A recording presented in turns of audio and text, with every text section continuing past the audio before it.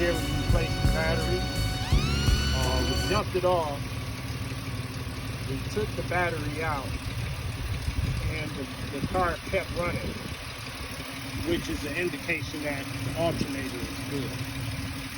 So when you take the battery out, start the car up, disconnect the cable, remove the cable from the battery, and the vehicle keep running good, that means that the alternator is good.